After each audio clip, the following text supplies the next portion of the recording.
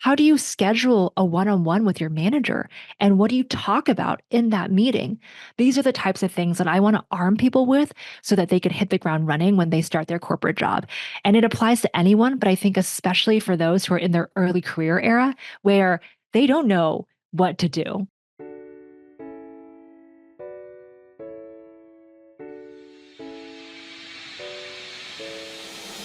Welcome to Give a Heck. I am your host, Dwight Heck, and for much of my life, lived my life in quiet desperation, wondering how I was going to pay the bills, take vacations, save for retirement, and one day wondering if I would get off the hamster wheel of life and have purpose. A life that most of society lives, which takes us to work, then home, then repeat, and pays us hopefully enough just to survive.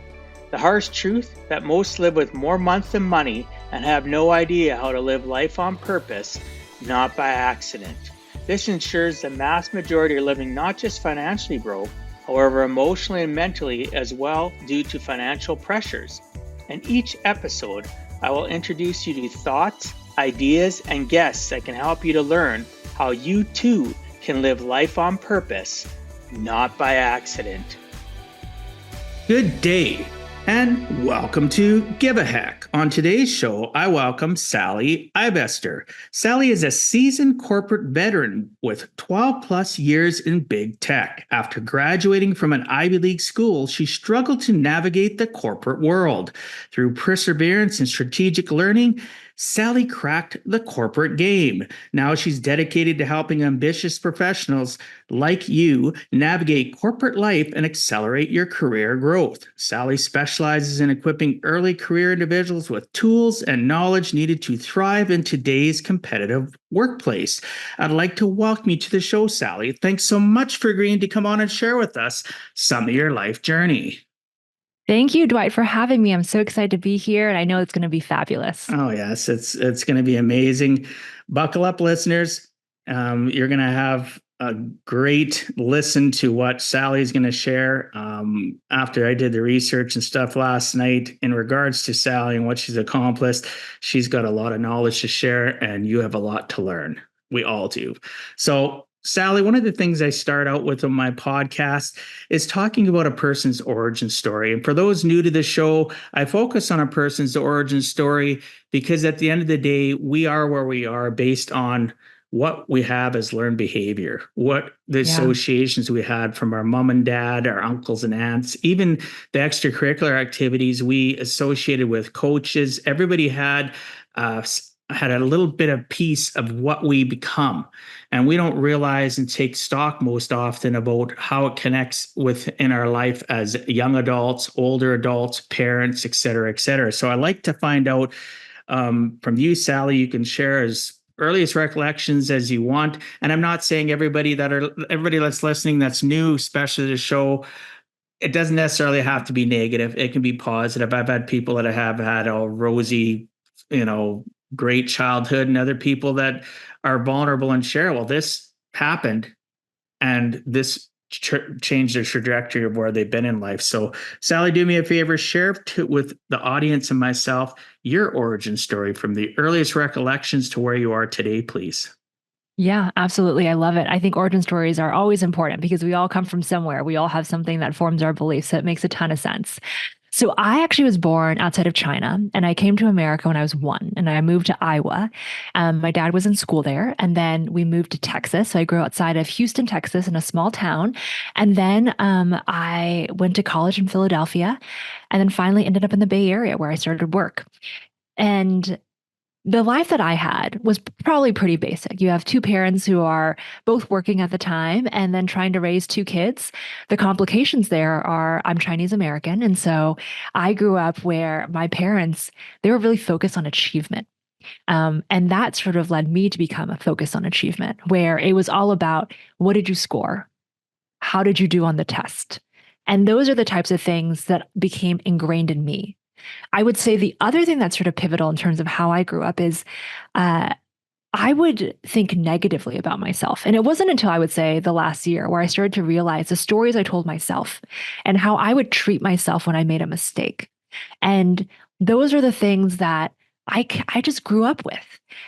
If something happened, it was about what went wrong and like what did I do to make it go wrong. It wasn't about this just went wrong and how do we learn about it. It was about a lot of the blame, the victim, all of that kind of stuff. And I would say that has been baggage that I've carried on for many years. And it wasn't until the last year, now that I have two young children, where I really have done a lot of just deep thinking, deep work on myself of figuring out how am I wired? How do I want my children to be wired? And how do I want to make sure that I develop a better growth mindset? Because I grew up with a fixed mindset where it was like, it's either this or that. And if you're not smart, then you're not smart. Versus we're always making mistakes and we're always learning. And the reason I think that is so critical is because I often would blame others when things went wrong because when things went wrong, I didn't want to be the one to blame. And that is an actual thing that took away my power, right? If Dwight, you and I got into a fight and I just blamed you the entire time, I feel like I'm just giving you my power. I'm giving you my energy. I'm giving you the ability to control my thoughts and all of that. And I got to tell you, it wasn't until just like a year or a few months ago when I really realized what it is that I was doing. And all of this just comes back to the way that I was raised. Now, I will say I love my parents. I don't judge them for the way that I grew up because they were doing their best and they were trying to figure out a whole new society as they were raising two young kids. And they don't quite fit in, but they also don't quite fit in where they originally came from. And we all have our own mistakes that we make. And it's just all about how do we pivot? How do we learn? And then how do we just figure out how to continue getting better? Oh, absolutely. You mentioned about the fact that we feed into giving all our energy up, but we also have association challenges because you might be having that happen to somebody that is intentionally Yeah. poking what I call poking the bear and making you upset so that they can Yeah. feed off your energy because their Yes. lives are so not happy. They're not happy in their lives. They're not happy where they're at. Maybe they're stuck. It doesn't matter what age. So, in order to avoid facing their own reality between their 6 inches, it's easier to poke Sally and make Sally puke all over them and continually give up her energy. They leave feeding off of that. And really, you leave, like you said, that energy vampire just sapped you dry, right? You didn't really move Yeah. forward in life.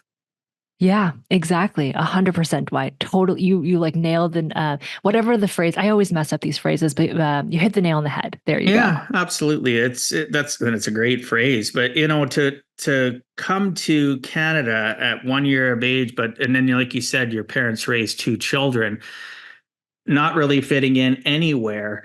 That's a challenge where people listening or watching, people that immigrate into any country, be kind. They're already Yeah. struggling enough. They've now left their place of origin to come somewhere else, whether they left because of strife, political trauma, war. It doesn't matter why they left. They're trying to seek a new life. And, don't have that attitude. I was here first. That is just terrible. You need to, I hope it even helps one person listening. That somebody around you is immigrated. You go to school, their kids are in school with yours. Be kind to them. Just go over and say, if you know they're brand new, how is it going? How are Yeah. things going? Maybe you're the most kindest thing that's talked to them. Maybe you give them enough good energy for them to have a great day or a great week. Or when they see you, they're not in a great mood, but they see you, and because you've been kind, they smile. And guess what happens to their Yeah. energy?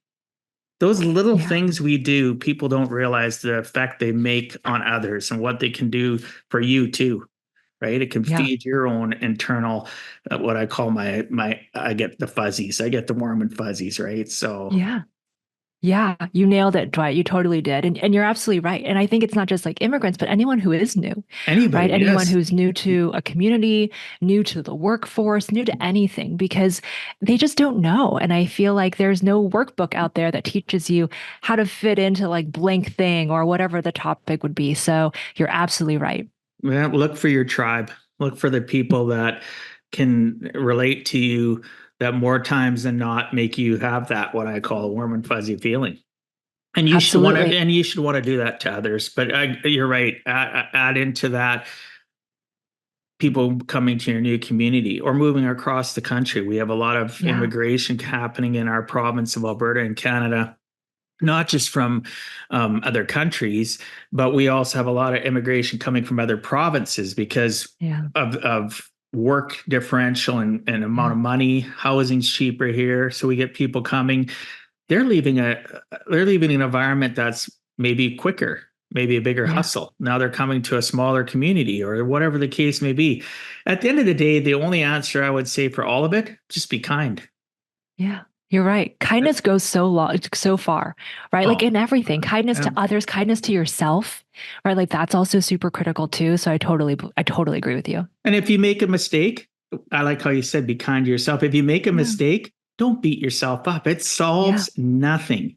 You can own it, you can acknowledge it. Maybe you do it once a day, or for myself, I do it multiple times a day. But the biggest time I have an acknowledgement of my day, good, bad, or ugly, is before I go to bed. I refuse to go to bed without communicating with Yeah. myself about my day and acknowledging the good, bad, or ugly. All of it, Yeah. because I'm grateful Yeah. that I even had the opportunity for even the bad to happen. Well, how am I going to correct the bad tomorrow? Oh, maybe I need to communicate with somebody where I said something disparaging to them Totally. and their energy was off, but I was so confused with what I was going on. I didn't acknowledge it.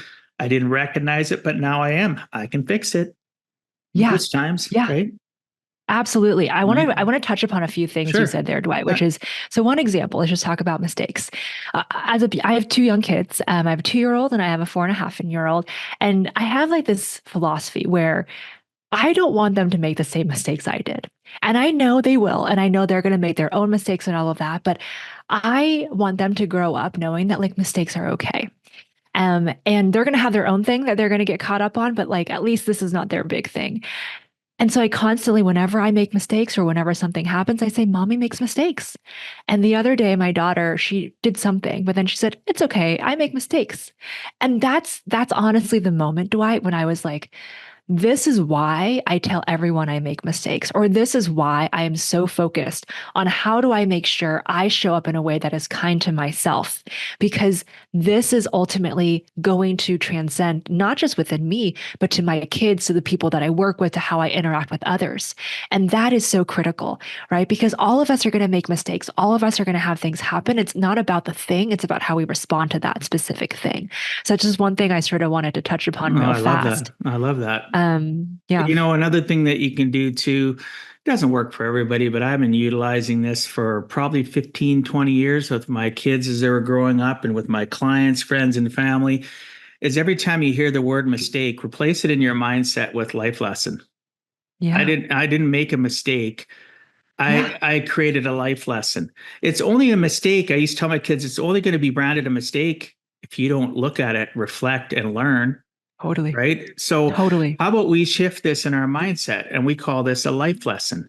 This Totally. because I refuse to let it be labeled as a mistake. I'm not saying the word mistake is wrong. I'm saying it has negative connotation in many people's mindset, right? Yeah. But Yeah. when you even your daughter acknowledging it, that's Yeah. great that she acknowledged it. But if all of a sudden she came up to you and said, Mommy, I made a Yeah. mistake and I'm going to pull a life lesson out of it. I'm not saying at her age she Yes. can, but you could teach Yes. her that process as she gets older to Yeah. pivot. Because you talked about the word pivot. I love that. To pivot Yeah. from mistake to a life lesson. And Totally. eventually you'll have things that happen in your own mindset, Sally, that your critical mind will Yeah. automatically realize that a mistake was made by yourself or somebody else, and you'll think, "Oh, what's the life lesson in that?" Right? Totally. I love that. It's always trying. I'm always trying to give myself positive self-talk, right? As opposed to like you were talking about, I wrote a note down here, negative self-talk. You're not the first Yeah. and only person. That's going to happen until time ends, Yeah. right? We're Yeah. always going to have people that we've been programmed to be negative because people point out our flaws, they gaslight us, and when they're the problem, but make it our problem. We're going to have that till Yeah. time ends. Yeah. We need to work hard on that positive self-talk to be able to look into a mirror and like what we see. And I've had many times in my life where Totally. I didn't like what I seen. And then that's Totally. even right.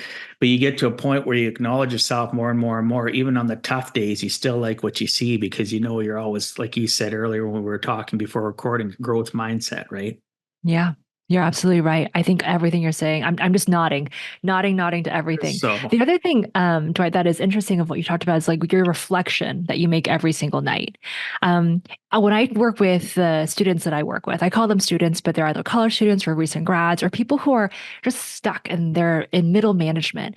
And what I talk about is this idea of corporate church, which is quite honestly a daily reflection. There's nothing religious about corporate church, but it's just about the same time every single week where you ask yourself three questions.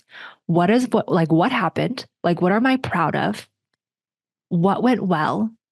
And what needed to be improved? And the reason I talk about this is because if you don't do those types of reflections where you think back, then it's very hard for you to stop and learn. It's easy for all of us to just, I think you talk about the hamster wheel, right? We get into execution mode. We wake up, we get breakfast going, we shower, we go to work, we do whatever. It's very easy to be on repeat.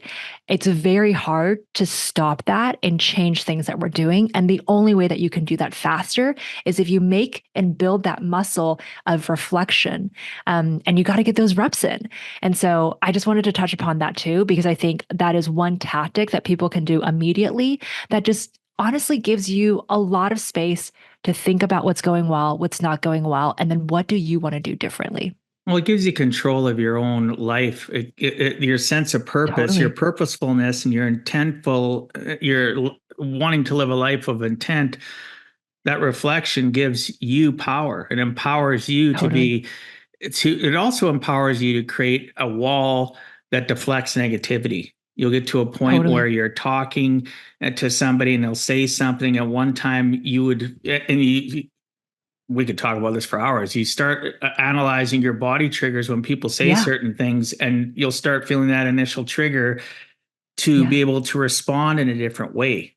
Or maybe you'll learn to avoid those conversations and just, you'll learn to be that person to acknowledge what they're saying, but then pivot away from it without hurting their feelings, but protecting yours. Because Yeah. we are just as important as the person that's communicating or persons that are communicating with us. And we constantly devalue our Yeah. what we're worth. We are Yeah. worthy, right? Even that Yeah. reflection time, sometimes that can be a tough time, right? It Oh, can, yeah. right? Yeah. But guess what, people? On the other side of reflection is growth and it's acceptance of who we are, that we're human beings that make mistakes and we have lots to learn. And be excited that you can learn.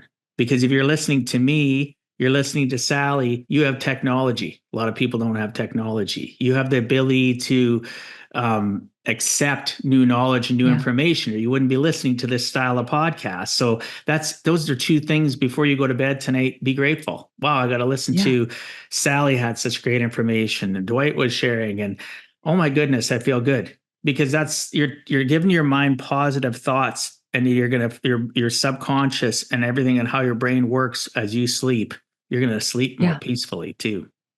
Yeah, absolutely. I think they call it subconscious reprogramming, Yeah, the technical term for some of that kind of stuff. But yeah, you're absolutely right. Like you go to bed thinking about these things and what you did well and what you didn't do well because it allows your mind to think about that stuff. And then when you wake up, you'll see what's going to change. Right? Like that is all about how do you think positively about yourself? Because what you tell yourself, that's what you're going to start seeing. And you can't run a marathon if you tell yourself, I can't run a marathon, and who knows if you will, but if you never tell yourself that you can, then you're never going to quite get to that end goal of reaching that marathon. absolutely. We have to. Life's in session. This isn't a dress rehearsal, and we need to put more conscious thought into living a purposeful life because everybody in my life that doesn't live purposefully is struggling. When I've gone through stages, the worst stages in my life, it was because I was struggling and I didn't necessarily have the tools, the mental and emotional tools to Yeah. lift myself out of the valley of despair. And I'd stay Yeah. down there way too long when the answer and solution was to climb out of the valley, understanding where I've been, what I've learned, acknowledging my mistakes, acknowledging the people in my associations that aren't good for me. And again, it's everybody that's listening or watching, life is character building, but you have to be wanting to change your character. You have to be willing to go through those little um, tough times. Acknowledging all your strengths and weaknesses is great, really. We wake up in the Yeah. morning. I wake up in the morning and I'm like, thank you, God, for being alive. I appreciate it. For those that aren't Yeah. Christian or don't believe in God, that's fine. Wake up and just appreciate the fact that somebody else didn't, or somebody else didn't have, the ability to use a washroom, have a meal, breakfast, or have, whatever, get into a car, be able to listen to this podcast, right? Have earbuds if you're jogging right now listening to this, or whatever the case may be. Those little things we take for granted. Stop taking them for granted and just truly appreciate all that you've been blessed with. Yeah. And I think also adding on top of that too, Dwight, it's this idea of why be mean to yourself when the rest of the world is going to be mean to you? Right? Like the world is not a great place. It's not a bad place, but sometimes there are going to be people who say negative things, or you're going to like face things that you've never dealt with before. And it's not to say that you're the victim or anything like that. Things just happen. But if you are mean to yourself, why? That just continues to push you into a negative spot. Like you are your number one most important priority. And you honestly only have yourself. And the relationship that you have with yourself, in my mind, is the most important relationship. So you might as well talk kindly to yourself, be able to see those mistakes as lessons learned, because that ultimately makes your just like constitution stronger. And when you're stronger, then you're able to take things as more opportunities and lessons learned, and just seeing more of the, I would say, 30,000 foot view of like what the big picture looks like versus these like 5,000 foot view of like this mistake or this happened or whatever that would be. So my big thing, and what I tell everyone is like, other people may cut you off. Other people, or you may experience being cut off, just sort of take away like the blame part. You may experience situations where other people are getting promoted and maybe you're not getting promoted. But why talk to yourself negatively? Why treat yourself negatively? Because at the end of the day, like you are your number one most important priority and you need to cherish who you are too. Of course. And if you get to that point, like you're saying, and you're the number one priority, you cherish who you are, you now become a better servant of others. You become a better parent, you become a Totally. better worker, you become a better Totally. boss, you become a better employer, whatever the case may be, you become a better person in the community of your church or Yeah. charities that you work for or Yeah. volunteering. It makes, but if you are broken in the sense of that you don't appreciate yourself, it affects everything else. It's a trickle down effect. And it affects your Yeah. parenting. It affects your relationships with significant others. It's just we could talk hours about it, about the fact that, and people will go, well, that's kind of mushy. Well, if you don't love yourself and you can't Yeah. appreciate the greatness of you or get to the point of understanding or having mentorship to pull out the seeds of greatness and water them in you because you've never had it happen, how do you really know the greatness of who you could be as a parent? Right. Yeah. And if somebody doesn't break the chain, your kids are going to be the same as you, not necessarily Sally, Yeah. but they're going to be the same as they're going to Totally. have that same hamster wheel learn mentality. And it's never too late. I don't care how old you are. I Yeah. don't care what age Totally. you are, you can learn, you can grow, and you'll live, you will sleep better, you'll feel better, you'll literally have that old corny thing, you'll have a spring in your step, right? You will, Yeah. right? Yeah. But it takes Totally agreed. effort. I'm not saying it's easy. I'm not saying it's hard. It takes investment in you. And then outside of that, everybody's going to benefit in your life. Yeah. I'll just end one thought, Dwight, and I'll Yeah, pass it back sure. to you. It's like we idolize celebrities. We idolize certain companies sometimes. Why don't we idolize ourselves? Right? Like, why give them that opportunity where we're like, Steve Jobs, we just love his brilliance and like how he did things. But you know what? He made a lot of mistakes too. And you yourself, you're making accomplishments. You're also doing really hard things and you're doing it for yourself. So I'm just all about like if we can do it for others, then we should look at ourselves and do it for us too. Well, people admire celebrities, whether they're an actor or they're a sports personality or anybody could be your local person in your community that's got stature and you put them on a Yeah. pedestal. We do that because we don't see value in ourselves and it deflects away from our own hurt, our own Yeah. pain, our own sorrow by sitting in front again. I'm a sports fan. I love hockey, but I don't. That's not my world. I'm not around the water cooler kind of thing. Yeah. Having conversations about last night's drama Yeah. TV show or the sports. I'll have conversations with people. Hey, what about what's going on with Yeah. the Oilers? And we'll talk about it. We'll have those conversations. But that's just a conversation. That's not my life. It's not the only Totally. thing I talk about. It doesn't define me, my ability to be outside of that, but still appreciate somebody. So I like celebrities, but they're not my Yeah. life. I'm not looking up. I'm not creeping them. I'm not, oh, Yeah. look at how, oh, they got this going on and blah, blah, blah. And you're feeling Yeah. sorry for what they're going through. You have no connection to them, yet you're not Yeah. feeling sorrow for yourself and fixing things. Exactly. Right. Exactly. And that's the biggest thing is like if you can do it for others, you know you can do it for yourself and you are more important than that celebrity or that team because you are you. Like and you only have one you. Like this is who you are and you have to protect your body and your soul. But one thing Exactly. just going back to the origin story in terms of things that I think limit us or like help us or prevent us from reaching the purpose that we have is I used to grow up thinking my stuff will speak for itself. And what I didn't quite realize is that doesn't really quite work. Like you need to be able to advocate for yourself. You need to be able to advocate for what you've done, be able to advocate for your own successes. And it shouldn't be a cringe thing, right? We're like, oh, I feel so cringy to talk about myself. You have done amazing things in your life. And you have also done incredible things just every day. And you should be able to advocate for the things that you've done and not make it feel like something where it feels awkward because you want to be able to talk about your light and you want to be able to talk about the things that you've done. And this is like a big thing that I try to push people on because, especially in like a work environment, no one is going to talk about you, right? Like, no one's there to find you and seek you out, Dwight. What they're looking for is what impact did you make, Dwight? What did you do? How did you contribute? How did you make people feel? And that is your brand, and that's ultimately what you need to do in order for you to build your brand is to advocate. And that's the type of stuff that you don't really quite learn, and especially as an immigrant or especially as someone who grew up with immigrant parents where it was all about don't talk about it, trust the system, and then everything will be fine. But I don't think that's quite the way that life plays out. No, and we'll close it off with this. Of course, you can add to it too, but our origin, our vulnerability to others, our ability to share our trials, our tribulations, our exciting things that happen, or give ourselves credit, or share something that's even negative with others. That vulnerability could be that stepping stone for somebody finally having a light Yeah, bulb effect, right? Where totally. they actually are gonna, oh wow, maybe there is Yeah, hope for me. Listen to that story that Sally just shared, and if she could be that vulnerable, maybe there is hope for me.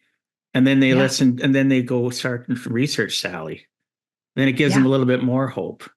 Then maybe yeah, they reach out to Sally. You know what I mean? Like we totally. don't know how that fine spider web and how it weaves from out and connects people is going to affect people. Yeah, Just don't be afraid to be vulnerable. And anybody that's going to make fun of your vulnerability shouldn't be in your tribe. They shouldn't be in your circle anyway. I don't care if it's family. I'm sorry, that may sound harsh, yeah, but you don't need that in your life. Life, again, this life is in session. We are not in a dress rehearsal. We can't re-practice it. We have to get it and figure it out and move forward, or we don't.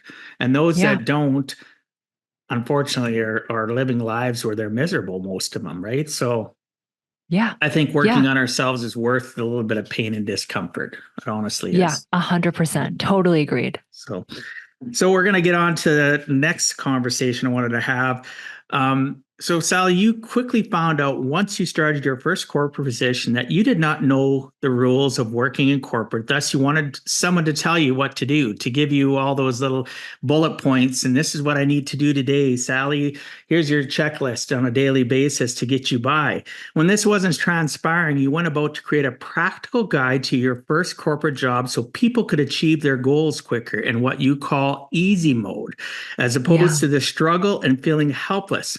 I have worked in the corporate game both as an employee and as a consultant myself, and realized it is a game of juggling how we perceive and handle others' attitudes, including our own, right? Not to mention throwing everybody's emotions and even everyone's perceived knowledge needs to be absorbed and handled correctly so as not Yeah. to offend or ever get what is required to get the task done at hand. There's lots of different moving wheels when you're in a corporate environment. So you mentioned no more gatekeeping. That is the first time I've ever heard that. Just so you know, dealing with corporate world mentioned that way, like, no more gatekeeping. So I'm excited to hear more about this. So please explain what no more gatekeeping entails. And is this what you mean by easy mode? Yeah, let's talk a little bit about that. So let me give you a little bit about, well, I can answer the story and then we can go a little bit deeper. The gatekeeping piece is I feel like there is tribal knowledge out there or unspoken rules about what it takes to be successful in a corporate job. And I would say the corporate job is the first time many of us are facing a playbook that we have no idea what to do, right? Like in college or when we were in grade school, you sort of knew what it took to get an A. And if you got enough A's, that meant you got to go to the next grade. And this stuff, this natural progression, it doesn't happen in a corporate job, right? And we didn't grow up probably in the 1950s, where like in our grandparents' era, where if you just stayed at one company and you stayed there long enough, you would get promoted and then you would get a pension and you would be fine. We're not in that era anymore. And so we have to figure out what does it take for us to actually be successful? And I think, Dwight, the reason I want to touch upon the success piece for a second is I'm not talking about just like getting promoted. What I'm talking about is helping you reach your goals faster. And those goals might be another opportunity. It might be trying to climb that corporate ladder so that you can get to financial success so that you can retire. It might be trying to figure out how you can constantly gain new skills. Whatever your goal is, let's give you like tangible skills of what does it take to be successful in the corporate job so that you can just move faster along. And when I talk about easy mode, what I'm talking about is really you can either go into a job blind or you can know exactly what it takes to be successful. And easy mode is going into a job knowing what it takes to be successful versus having to do all this trial and error when you're boots on the ground. Now, that doesn't mean you're not going to face no type of trial and error. We all face some type of stuff. But if you can prepare, if you can understand what things might get you into a better position or how to think about projects and which projects you say yes to, or even really tactically, how do you schedule a one-on-one with your manager? And what do you talk about in that meeting? These are the types of things that I want to arm people with so that they could hit the ground running when they start their corporate job. And it applies to anyone, but I think especially for those who are in their early career era where they don't know what to do. They have not learned about any of this in college. And it's all about how do I learn? How do I learn fast? And when you do it well, you stand out from others and then you can progress in your career faster too. So for people to move forward, like you mentioned that there's knowledge they don't have when they get out of school.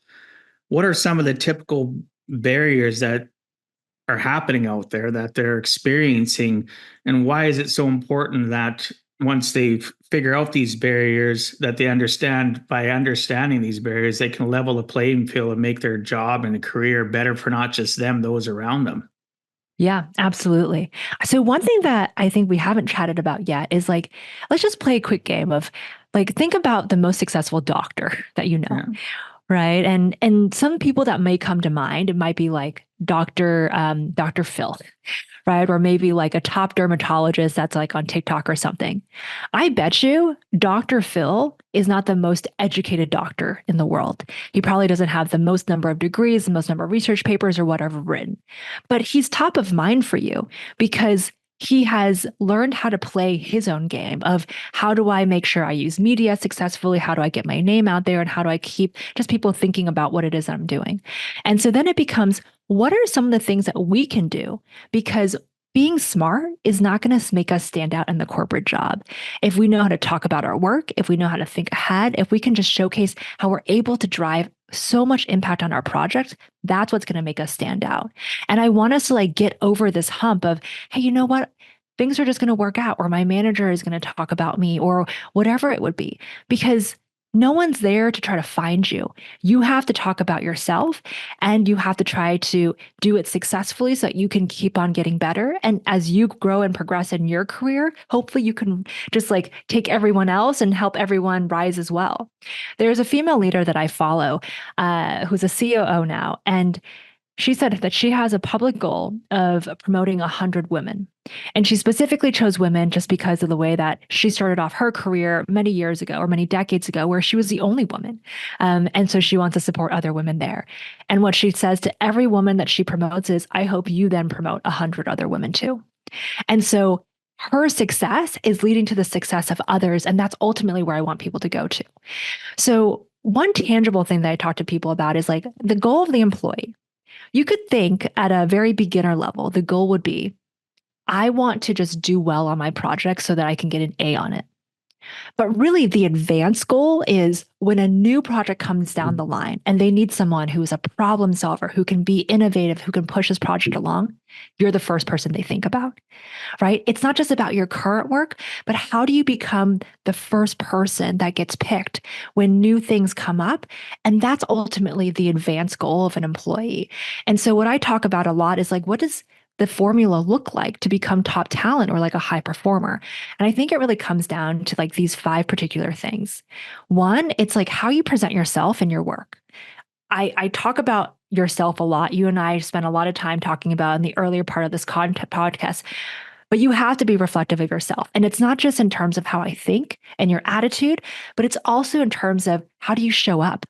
Like, are you someone who's on time or are you someone who's always 5 minutes late? If there's a team lunch that happens all the time, do you show up to that or do you think it's too good? You're too good for it, right? Like, there is just benefit to being there and seeing like you are just engaged.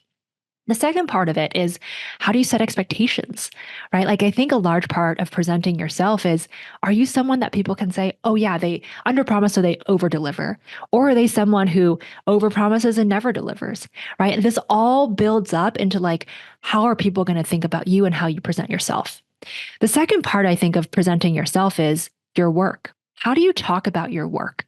Are you someone who can communicate effectively? Can you influence others? And so that's my first package, is just how you present yourself in your work.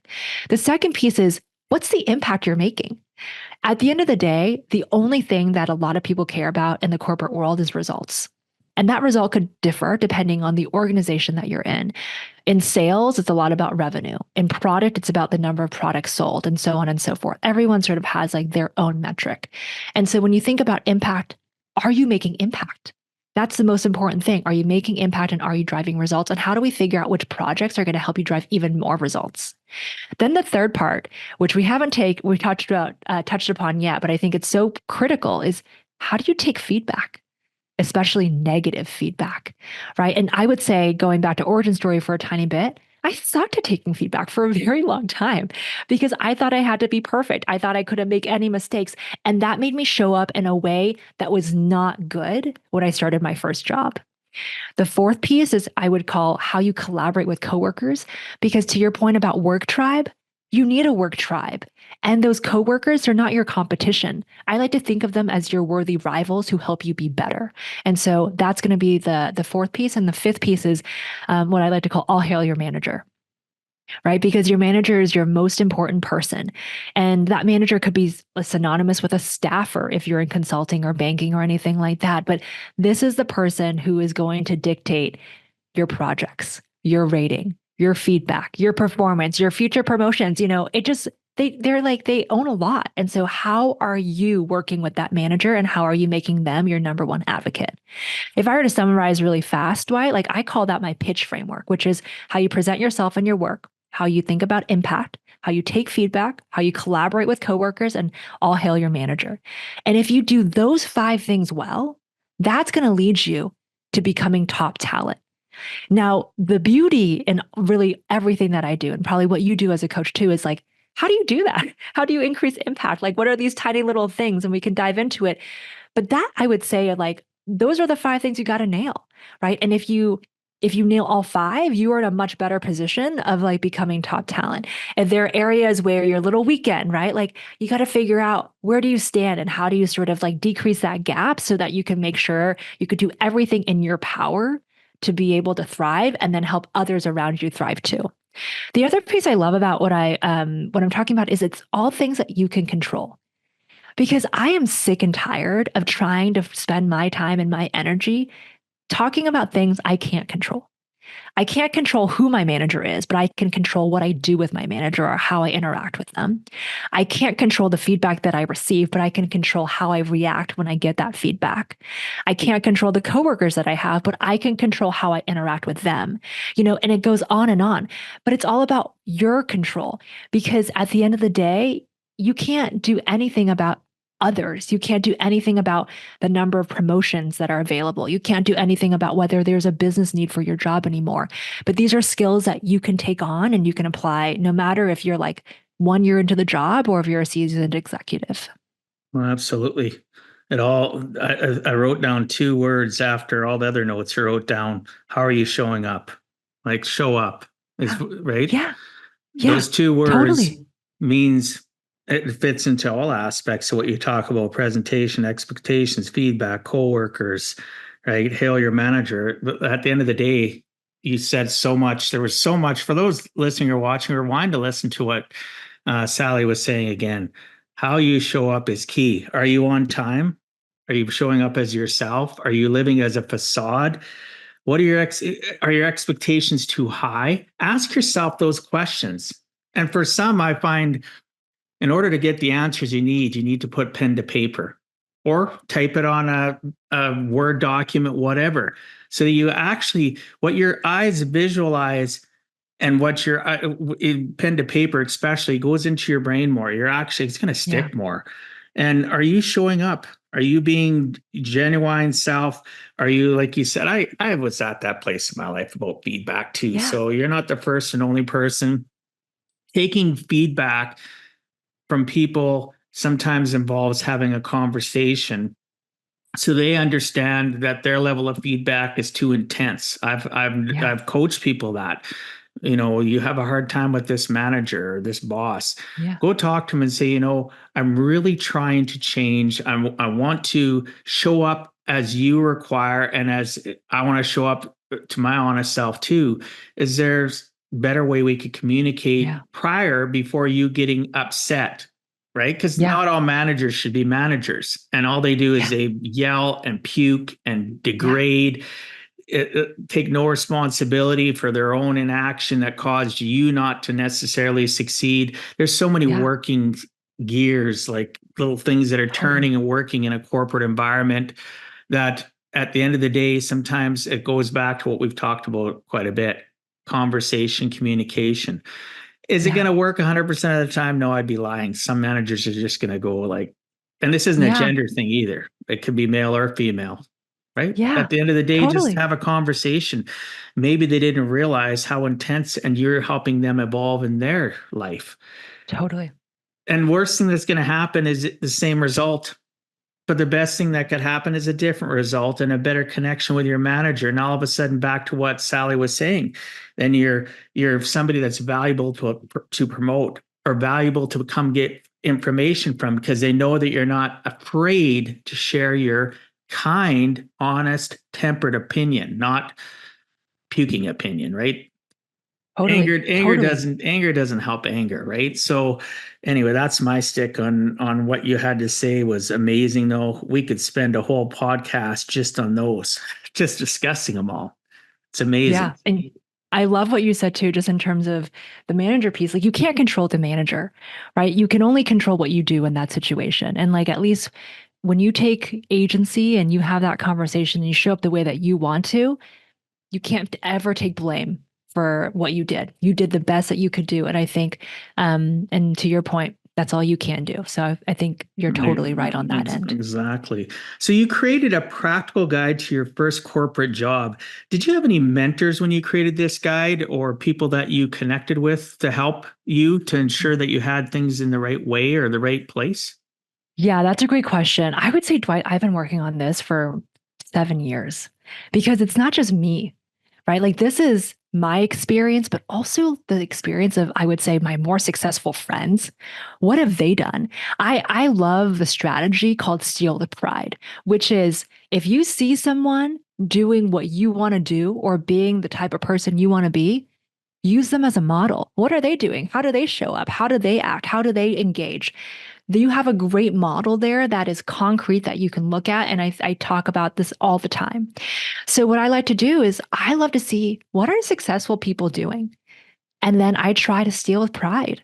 And it's about what have I seen work to actually resonate and to land? Because I got to tell you, I'm not going to have all the answers and I never will have all the answers. But one thing that I really love to do is I love to learn from others and start executing what it is that I'm learning. And then also put the Sally twist on it. So I would say, like, have there been mentors? Absolutely. I've had a lot of mentors in my life and they've helped to like feed into this. I've also talked with people in so many different industries and this kind of stuff is applicable no matter what industry you're in, right? Like knowing how to manage your emotions and how to take feedback. That's something that you're going to need to know, regardless if you're in a customer service job or if you're a pilot, all of that kind of stuff.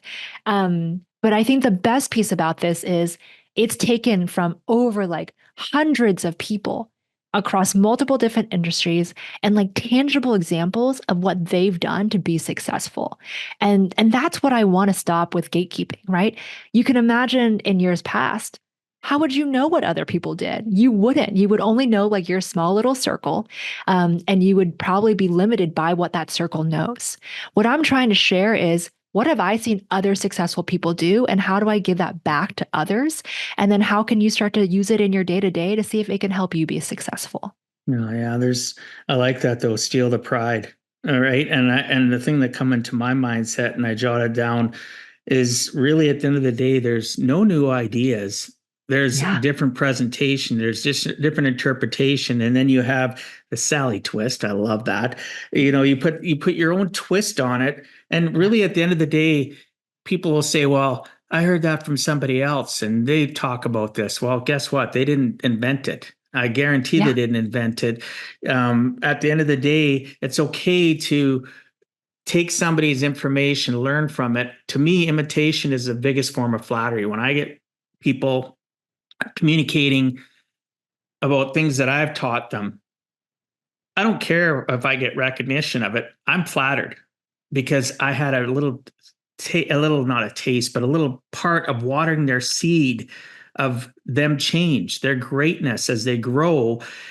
And they may never remember hearing me say that. I really don't care. It's just Yeah. about at the end of the day, go out, put my own Dwight twist on it. I'll call it right Yeah. now. I like that. I'm going to start using that. Put my Dwight twist Yeah. on it to give it that extra edge, so that maybe I have a tribe of people that only understand Dwight's twist. They don't understand Sally's, but I got it from Yeah. Sally. Sally was my water to my seed to Yep. keep on presenting it, because you mentioned that earlier about 100 people teaching women teaching 100 other women, Yeah. and that's empowering. And for Yeah. those that are thinking, well, it's about women, this podcast, no, it's not. It's about human beings in general, Yeah. but the very underserved part of the corporate world has been women. So kudos to that person. Like, I Yeah. like that idea. I hope you teach 100 and each one of those teach 100. Yeah. That's how we go out and we change our world, and how we grow and make a difference. Is don't make things about ourselves. Make it about what's your purpose. Is your purpose serving and helping others grow? If it's all about you, your life is shallow and you're never going to grow. But Yeah. let's hope it's not. Absolutely. Hope it's about Yeah. growing and helping others become that next person. And I've probably touched people's lives, and so have you, Sally, that we'll never know. We'll never Yeah. know how Yeah. much of an impact, because maybe they're the type of person that don't know how they're not sure how to relay that to Sally and say, Sally, you made this big Totally. difference. But once in a while, we have those golden opportunities where people, they stoke our Yeah. ego in a good way. And they say, Yeah. what, if it wasn't for you, this wouldn't have changed.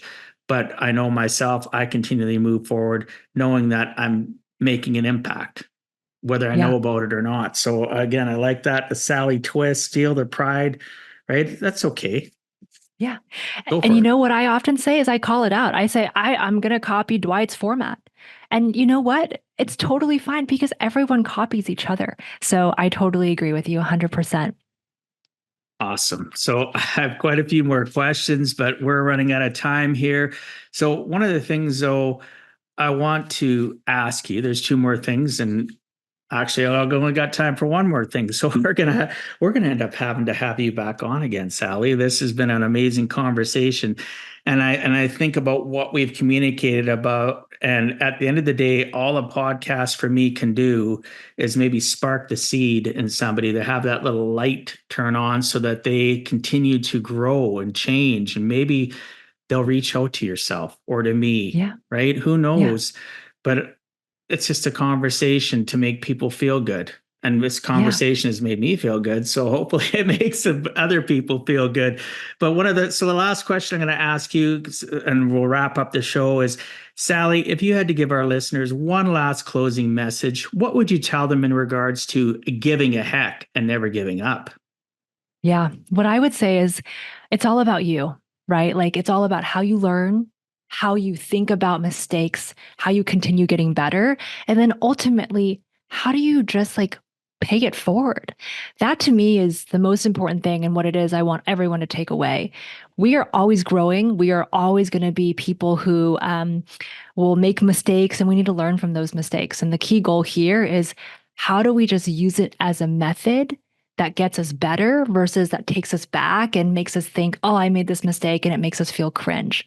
And when it comes to the corporate job, that's even more important, right? You have to be learning, you have to be making mistakes, and you have to be able to learn and see, you know what, I can always get better. So what I would say is just keep getting better, everyone, and stop taking everything so personally, because those are the types of things that I think will limit you. Oh, absolutely. That last statement there, quit taking things so personally. So many of us do that when really all people are doing is having a conversation, bringing up something, but we take it as it being an attack, or it might not even be about us, but we'll make it personal to us because we're not continuing to grow either. So we need to just learn to listen more than we talk. Reflect on it. If you can't reflect on it at that moment, reflect on it later on in your day or night, and just continue to move forward. So our time is almost up. I want to respect our listeners and your time. However, before we end, can you please let the listeners know what is the best way to reach you? Yes, absolutely. If you're interested in just like learning more and just like getting these practical game plans, especially for the corporate job, reach me at sallyivester.com. So SALLYIVESTER.com. That's my website, and you'll be able to reach out. Right on. I'll make sure that goes in the show notes. Those that are new to the show, you can go to giveaheck.com, go to the top where it says podcast, click on it. It will take you into a dedicated page. You'll see a picture of Sally, as well as the show notes where we'll have her links to social media as well as to her website. And then you'll be able to reach out to her and better your life in the corporate industry. And I think Sally has a lot that she could teach even outside of how to be the best in your corporate world. She will help you grow and evolve. So any last words before I wrap up the show? Thank you so much, Dwight. This was awesome. I love getting into this with you. And I mean, you and I could probably spend 12 more episodes talking about all the different content. Yeah. Thank you so much, Dwight. And I can't wait to just help continue helping others and seeing everyone grow their light too. Absolutely. Thanks for coming on. And listeners, people watching, let me know. Would you like to hear a part two? I know I would. So thanks so much for being on Give a Heck, Sally. I appreciate your time and sharing some of your experiences so that others too can learn. It is never too late to give a heck.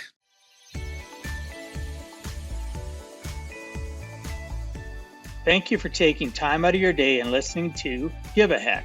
If you find value, I'd appreciate you sharing with your friends and family so they too can learn how to live life on purpose, not by accident. So you do not miss the next episode, please subscribe on your favorite podcast platform, and please also post a review. I look forward to reading your comments. This has been Dwight Heck. If you want to check out other podcast episodes or today's show notes, please check out my website, giveaheck.com. And until next time, together let us all strive to give a heck.